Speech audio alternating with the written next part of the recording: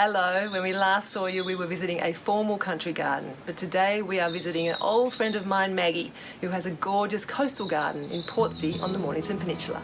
This is us, Moo and Pudge in grey. As we were then known. No close-ups though, that's enough, thank you, because I was very punchy. So bit done. Maggie moved into this property about 2 years ago. She knew then that she wanted to plant a coastal Mediterranean-style garden, but really needed help with the design.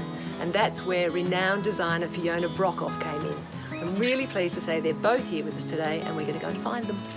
Maggie, thank you so much for having us, and Fiona, it is so great to meet you. Maggie, I absolutely love the garden. Your personality shines through so much.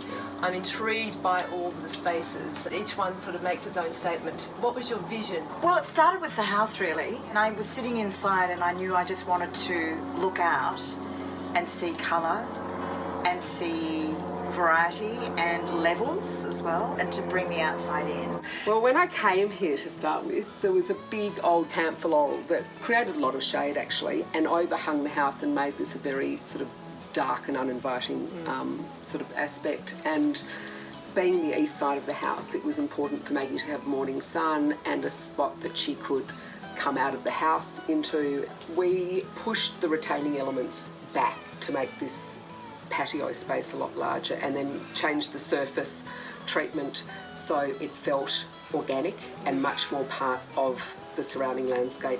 And then we used the timber because we knew it would fade to a lovely silvery sort of grey and be quite sort of beachy, but also practical in terms of construction. So it was about creating more space, but also a usable space. Maggie really wanted something that was essentially Mediterranean, and she wanted herbs to use in cooking. All my cooking. All your cooking. Garden design is about creating spaces, voids, and mass, whether it's for a swimming pool or an outside pergola eating area or a vegetable garden or an area like this. It's then about furnishing them, but then choosing elements that actually will thrive in the given conditions. Maggie was lucky because she had these really beautiful old ancient moonas that really gave spectacular. The house a framework and the garden to sit under, and they give an instant sort of character, though beautiful at night. Come and I'll show you what I call Annie's garden, Annie being my mum.